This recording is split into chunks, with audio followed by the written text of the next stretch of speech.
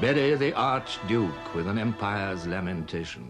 Let us bury the Archduke to the noise of the mourning of a mighty nation, mourning when their leaders fall. Warriors carry the warrior's pall, and sorrow darkens hamlet and hall.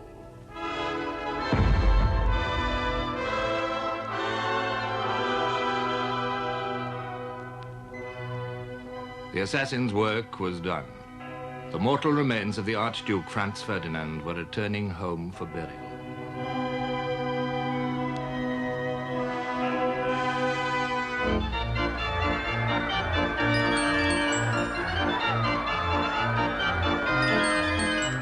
A world on holiday took only passing note of another Habsburg tragedy.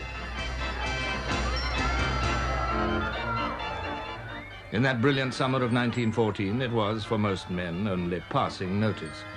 An Englishman living in Capri glanced casually at an Italian newspaper. There in the stop press news was a telegram that the Archduke Franz Ferdinand had been shot as he visited a town called Sarajevo, of which neither of us had ever heard. After lunch, we consulted the Times Atlas and found that Sarajevo was the capital of Bosnia, which seemed almost equally remote and insignificant.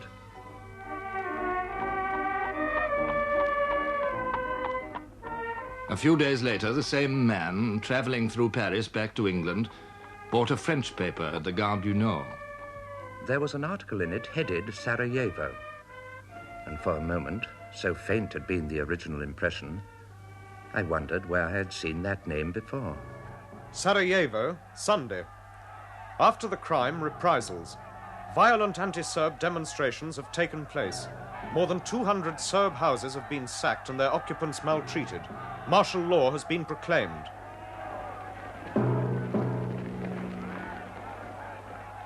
Even in the countries most affected, Austria-Hungary and neighboring Serbia, it would require a little time to understand what Sarajevo might come to mean.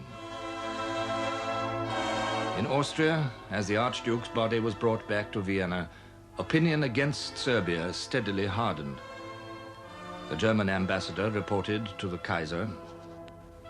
Count Berchtold, the Austro-Hungarian foreign minister, told me today that everything pointed to the fact that the threads of the conspiracy to which the Archduke fell a sacrifice ran together at Belgrade. I frequently hear expressed in Vienna, even among serious people, the wish that at last a final and fundamental reckoning should be had with the Serbs. The Kaiser noted in the margin of his copy of the report, "Now or never." 4 days later, July the 6th, he sent a message to the Austrian Emperor. The Emperor Franz Joseph may rest assured that His Majesty will faithfully stand by Austria-Hungary, as is required by the obligations of his alliance and of his ancient friendship.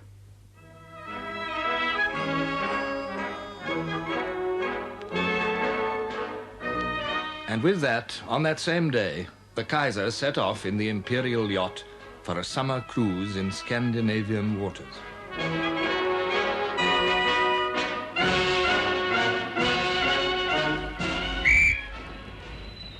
This was the holiday season everywhere, and the sea was calling.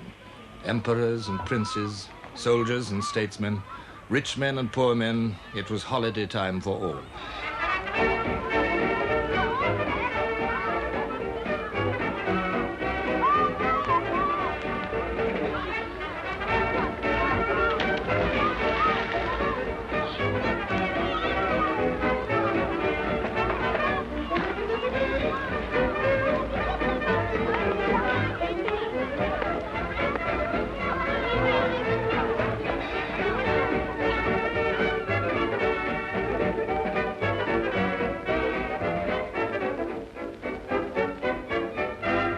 But while they relaxed with summer pastimes, the logic of power was moving towards terrible conclusions.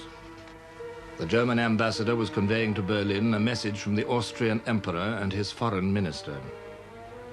Count Berchtold requested me to express to His Majesty their most sincere gratitude for the position which he has assumed, so clearly in accord with the compact of alliance and the dictates of friendship. The compact of alliance and the dictates of friendship. These were the fatal words. These were the concepts which would bring Europe's long holiday of peace to a sudden end. Under the innocent laughter, beneath the internal tensions, behind the diplomatic courtesies, a network of compacts and alliances linked the powers together in misfortune. In the center of it all was the triple alliance of Germany, Austria-Hungary, and Italy. By a secret treaty in 1879, Austria and Germany had been allied against Russia. Impressed by Germany's growing strength and overcoming her distrust of Austria, Italy joined the compact in 1882. So the center of Europe, with two young nations and one ambitious old one, became a fortress, waiting for the day to make a sortie. The implications did not go unnoticed on either side of the fortress. The Russian Empire was more than a power. It was the focus of an idea. Slovaks and Slovenes under Austrian rule, Czechs and Serbs, all looked towards Russia as the protector of Slavs everywhere. And Russia, conscious of the menace of the Central Powers, had found an ally. In 1891, the apparently impossible happened. The Imperial Russian government, the very symbol of tyranny, signed an agreement with the Third Republic of France. So the Triple Alliance was now faced with a dual alliance, and the dual alliance was linked to the Balkans, an unsettled area which could at any moment burst into flame. None of these arrangements brought security. On the contrary, tension and anxiety grew. Both groups looked for new friends. The Central Powers towards Turkey and her empire stretching down to the Persian Gulf. France, building her own empire, looked uneasily across the Channel at the heart of an empire in being. Slowly and unwillingly, British policy bowed to the pressure of events. As the Imperial German Navy, based on its North Sea harbors, grew year by year, Britain's sense of safety diminished. Lord Haldane, an admirer of much in Germany, summed the feeling up. We who live on islands and are dependent for our food and our raw materials on our being able to protect their transport could not permit that protection to be threatened by the creation of naval forces intended to make it precarious.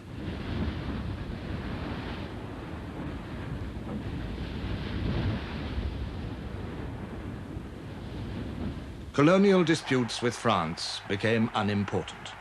The Entente Cordiale was forged.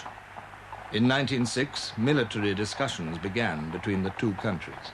These completed a process described by Winston Churchill, all that subterranean, subconscious movement whereby the vast antagonisms of the Great War were slowly, remorselessly, inexorably assembled.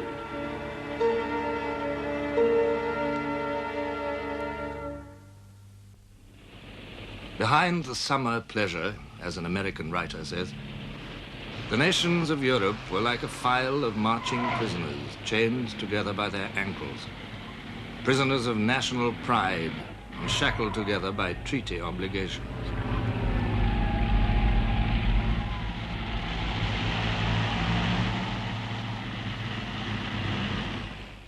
Britain's entente with France was followed by an understanding with France's ally, Russia. And on July the 20th, 1914, the French president, Monsieur Poincaré, arrived on a state visit to Russia, designed to strengthen that alliance. The particular purpose of this visit was to emphasize the military ties between Russia and France, which were quite precise. In 1912, the Russian General Staff had agreed that the Russians would march on the 15th day of mobilization. That was merely their advance guard, precursor of the millions who might follow. The Russian steamroller. 36 divisions of cavalry, 114 divisions of infantry, over 2.5 million men, with limitless reserves behind them. If they could be armed, if they could be equipped, if they could even be mobilized. Mostly peasants, the vast majority of the Russian soldiers were illiterate, and many of their officers little better. Few of their generals had studied war. Corruption and inefficiency went hand in hand among their officials. And at the court, there was strong pro-German feeling centered around the Tsarina. She is a cousin of the German Kaiser.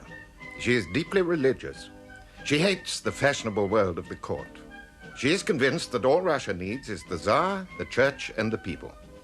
Be an autocrat, Nicky, she would say to her husband. The Tsar himself, the little father, is devoted to his wife and children. He is industrious, conscientious, generous, even-tempered, fatalistic, utterly without a will of his own or any understanding of the realities of international affairs. Yet the French visit served its purpose, reassuring both powers. The moment of Poincaré's departure from Russia was being closely watched. By a careful delay of 2 hours, the Austrians made sure that the French party would be at sea before the news broke of Austria's ultimatum to Serbia. 25 days had passed since the Archduke was murdered. 9 days since work had begun on this document. It was diligently composed, without compromise, without loopholes, an ultimatum with a purpose, the final and fundamental reckoning with the Serbs. It was delivered at 6 o'clock in the evening of July the 23rd. The Austro-Hungarian government expects the reply of the Royal Serbian government at the latest within 48 hours. The Austrian ultimatum twitched the chain which bound the nations together. The inevitable reactions followed immediately. The Serbian regent, Alexander, sent a telegram to the Tsar the next day. At this critical moment, I echo the feelings of the Serbian people in praying your majesty to be pleased to interest yourself in the fate of the Kingdom of Serbia. And so the fuse was lit. The Kaiser was still yachting in Norway. I telegraphed repeatedly to the Chancellor and the Foreign Office that I considered it advisable to return home, but was asked each time not to interrupt my journey. When, however, I learned from the Norwegian newspapers, not from Berlin, of the Austrian ultimatum to Serbia, I started upon my return journey without further ado. The 48 hours of the ultimatum trickled away.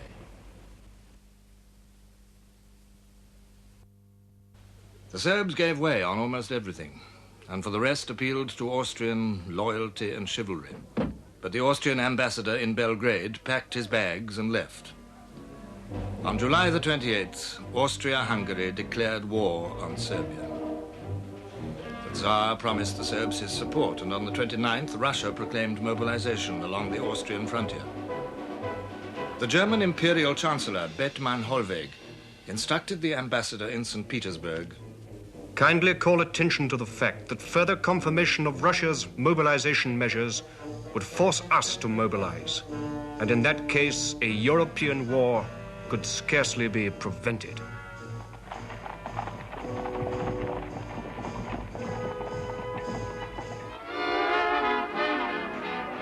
While the people of Europe amused themselves, the unseen flame ran swiftly along the fuse.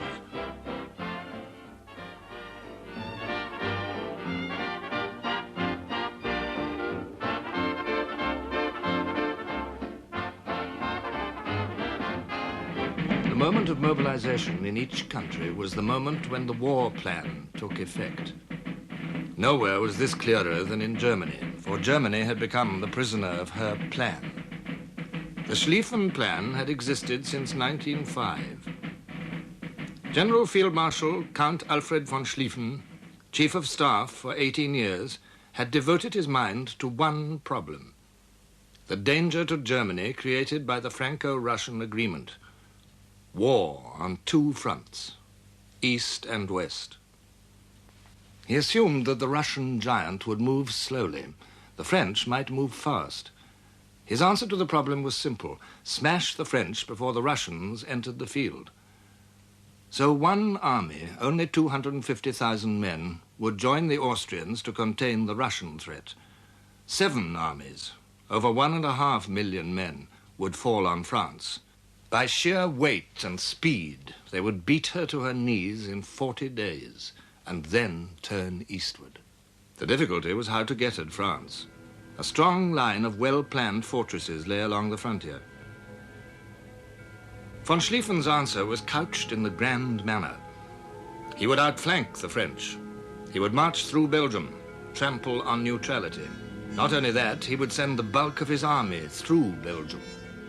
A mere handful would face the French along the frontier, and all the rest, over 1 million men, would go for a vast encirclement of the French army. Through Brussels, southwestwards across the Seine, round Paris itself, then eastward towards Germany again to attack the French forces from behind. Now von Schlieffen was dead, but the whole vast apparatus of his plan was poised to move.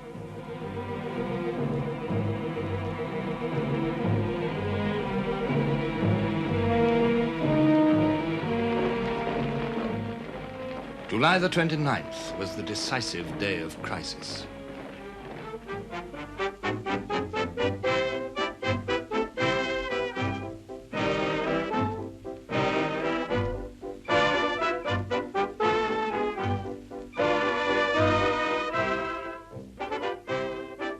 Many things now became apparent. The meaning of mobilization, the powerlessness of individuals, the significance of Belgium. This, above all, was a question for Britain, bound by treaty to uphold Belgian neutrality. But Britain had another preoccupation, Ireland. Irishmen were drilling, waiting, importing arms. The Liberal government, backed by over 80 Irish MPs in the House of Commons, was determined to give home rule to Ireland. The Conservative opposition, headed by Sir Edward Carson, supported the resistance of the North. Ulster Protestants violently opposed a measure which would subject them to the Catholic South.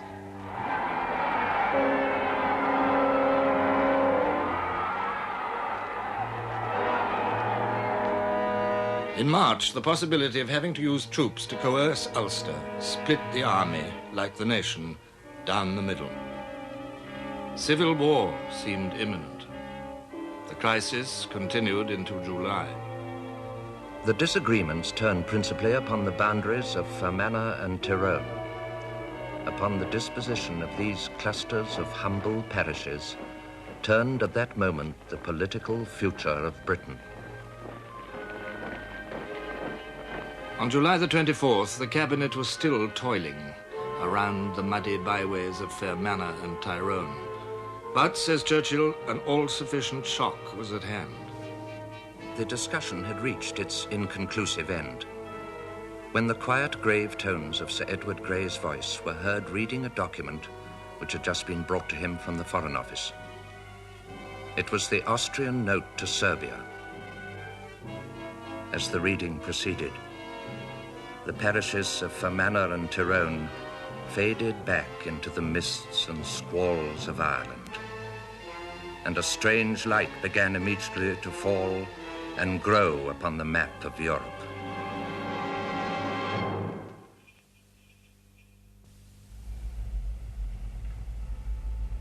By the fatal 29th of July, even the man in the street had wind of what was brewing.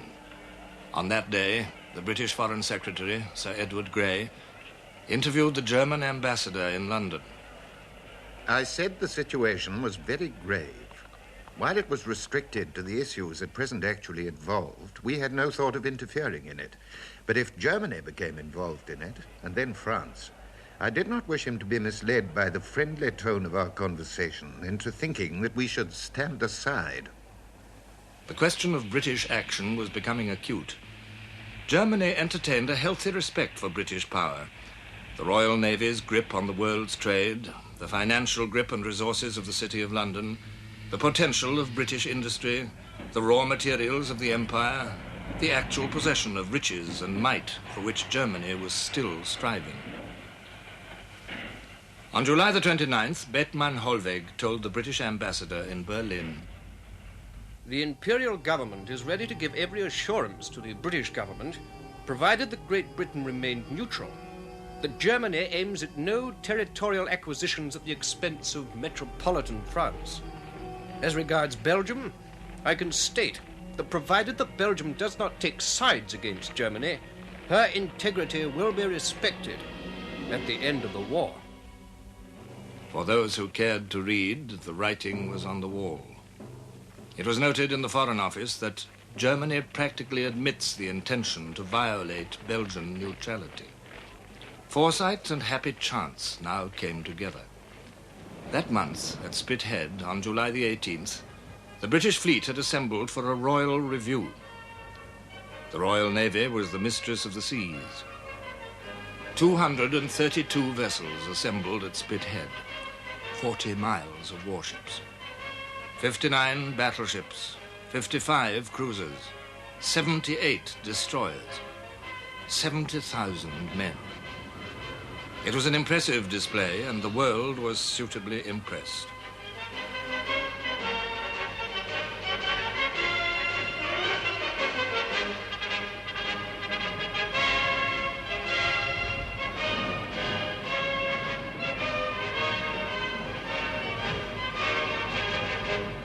On July the 29th, the fleet was due to disperse. The First Lord of the Admiralty, Winston Churchill, decided otherwise. Admiralty to Commander-in-Chief Home Fleets, July 28th, 1914, sent 5 p.m. Tomorrow, Wednesday, the First Fleet is to leave Portland for Scapa Flow. Destination is to be kept secret. And so, in secrecy, the last act of July the 29th took place. The Royal Navy on its way to its war station.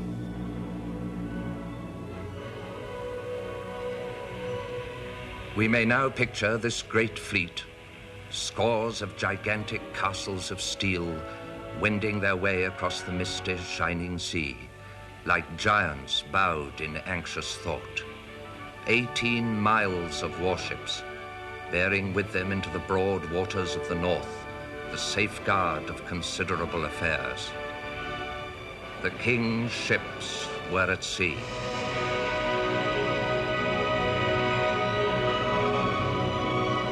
With the fleet at Scapa Flow, the British government could breathe more easily. The days of France's agony were now beginning.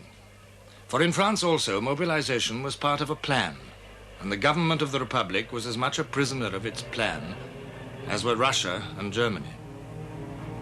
On July the 29th, the French Minister of War signed an order for the concentration of the covering forces behind which the French army would assemble. France's plan was in motion. It was very simple. Relying on the Napoleonic principles of speed and violence, the whole French army was prepared to hurl itself across the German frontier. In one vast phalanx, it would sweep towards the Rhine, catching the Germans off balance. The object was to defeat them before their own plans could take effect. It only awaited the word.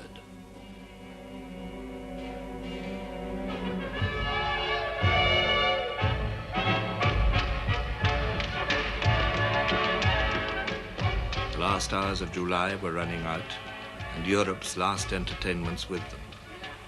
British people were still going off for continental holidays, but the flame on the European fuse had nearly reached the powder.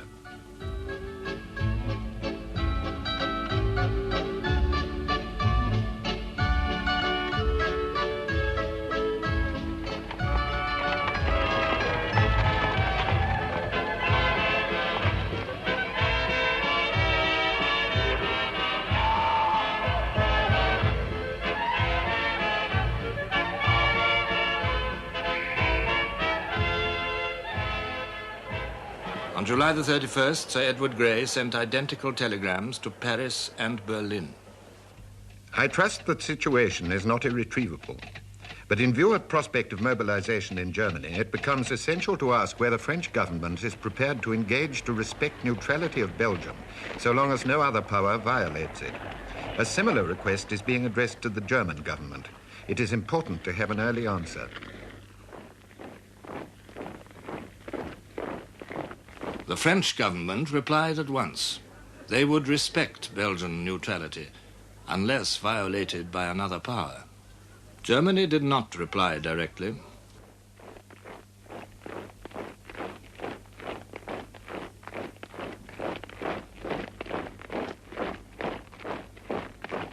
Her mood that day was difficult to analyze. A British diplomat in Berlin was watching it closely. The people looked serious, but not in any way depressed. The song Deutschland über alles was continually heard. Otherwise, there was very little evidence of jingo sentiment. There was a feeling difficult to describe of something like electricity in the air. In the neighborhood of Berlin, the stations are surprisingly empty. In the suburbs, where one ordinarily finds large crowds, the streets are empty. A serious expression marks the travelers. Certain acts of the German government heightened the tension. 1:45 p.m., Germany declares a state of danger of war, the immediate prelude to full mobilization. 3:30 p.m., the German government addresses Russia and France. Russia is told that unless she demobilizes within 12 hours, full mobilization in Germany will follow. The German ambassador in Paris is told that mobilization means war. France is asked for guarantees of neutrality. Events were moving rapidly out of the control of monarchs and statesmen. The spectre of war was no longer an imagination of cranks, but obvious to all, solid and menacing. In Paris, sensation followed sensation. There was the trial of Madame Caillot, wife of the combative, controversial socialist ex-premier. In this drama of love and politics, a beautiful woman has shot dead the editor of Le Figaro because he had wronged her husband and published a number of his political and love letters. The story of an intrigue almost beyond the novelist's imagination, this trial has magnetized all France. But on July the 28th, astoundingly, she was acquitted of murder. Riots broke out in the streets. Then Jean Jaurès, the socialist leader, was assassinated, and cavalry on their way to war stations were detained in Paris for fear of revolution. Thousands gathered outside the banks. The Bank of France announced that it would pay out no more than 50 gold francs a fortnight to each depositor. In Germany, there was a panic run on gold. All through July, the stock exchanges quivered. The British Chancellor of the Exchequer, Mr. Lloyd George, wrote, "On the 27th, the volume of selling became such that the foreign exchange market in New York gave way. From New York, this breakdown spread to other foreign exchanges generally. It affected Britain to a special degree, since London was the financial centre of the world. In the last week of July, there was every prospect of such a crash in London as had never been known." On July the 31st, as war evidently came nearer, Lloyd George told his friend, Lord Riddle, "All the bankers and commercial people are begging us not to intervene. The governor of the Bank of England said to me, with tears in his eyes, 'Keep us out of it. We shall all be ruined if we are dragged in.'" On that day, Friday the 31st, the stock exchange closed. The bank rate went up to 8%. The Bank of England asked for permission to issue notes instead of gold. The oppression of imminent catastrophe lay on all men.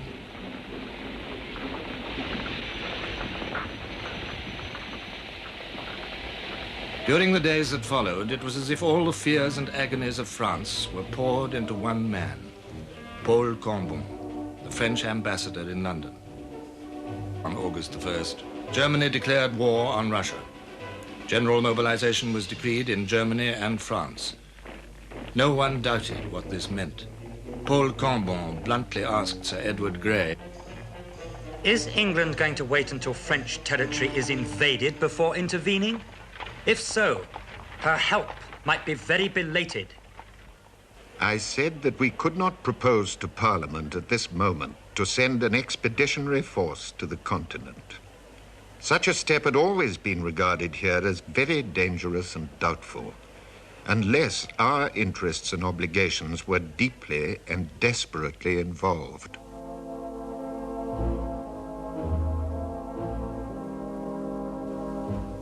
In Berlin, the Kaiser had persuaded himself that Britain would remain neutral.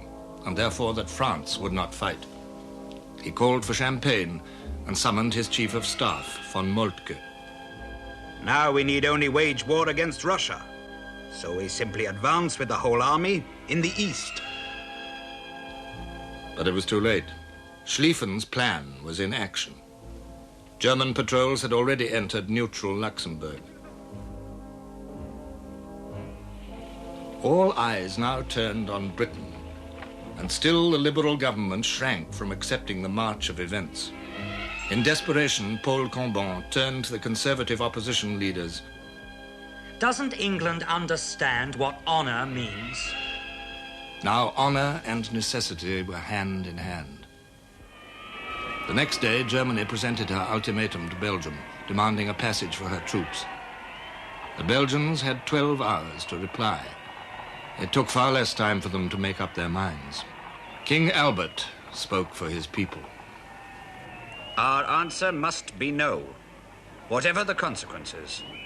Our duty is to defend our national integrity. In this, we must not fail. It had been a rainy day in London, damping alike for the great peace rally in Trafalgar Square and for the hotheads who wanted to cheer for war. When the news of the German ultimatum to Belgium arrived, however, the clouds of uncertainty began to pass away. Telegrams were sent out calling up army reservists and territorials. The opposition leaders urged the government to take up arms. Insensibly, during this Sunday, without any fresh news, some nameless factor began to work. The horrors of war might be less insupportable than the horrors of peace. There were dissentients, but the majority did not want to argue. Argument never makes headway against conviction, and conviction takes no part in argument because it knows. Knowing was everything. Knowing the worst and knowing what to do. On August the 3rd, Sir Edward Grey addressed the House of Commons. I ask the House, from the point of view of British interests, to consider what may be at stake. If France is beaten to her knees, if in a crisis like this we run away from obligations of honor and interest as regards the Belgian Treaty, we should, I believe, sacrifice our respect and good name and reputation before the world, and should not escape the most serious and grave economic consequences. The House of Commons rose to him, the country united behind him. It was a moment of distasteful triumph for Grey. When a Foreign Office official congratulated him on his speech, he raised his arms and crashed his fists down on the table. I hate war. I hate war.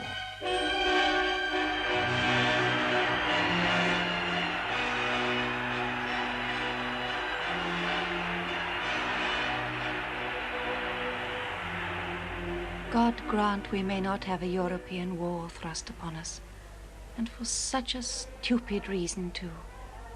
No, I don't mean stupid, but to have to go to war on account of tiresome Serbia beggars belief. But war was now a fact.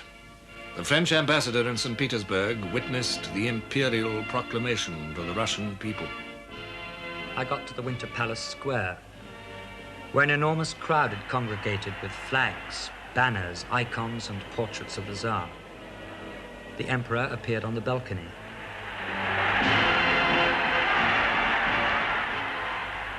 To those thousands of men on their knees at that moment, the Tsar really was the autocrat appointed of God, the military, political, and religious leader of his people, the absolute master of their bodies and souls. Germany declared war on France on August the 3rd.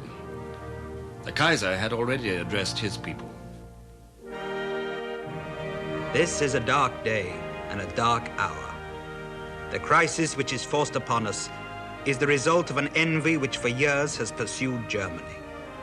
The sword is being forced into my hand. This war will demand of us enormous sacrifice in life and money.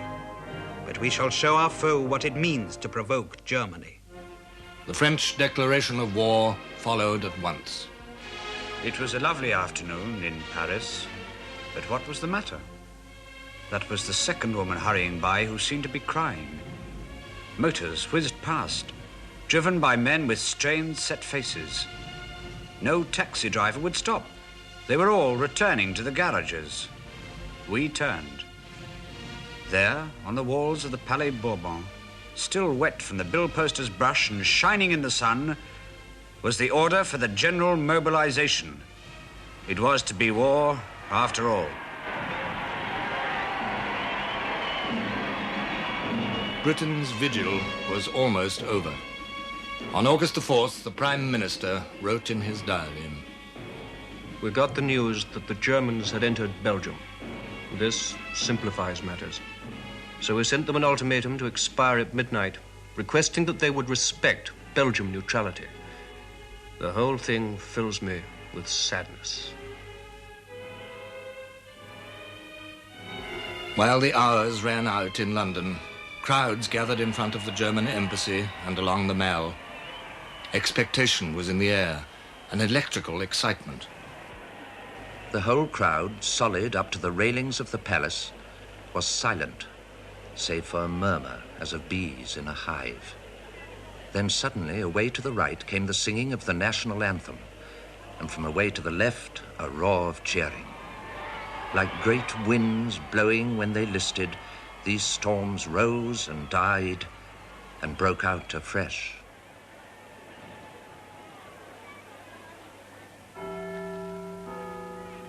The hour struck. The ultimatum ran out.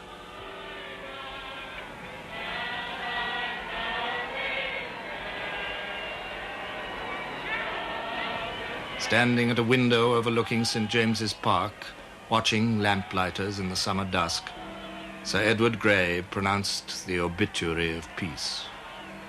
The lamps are going out all over Europe.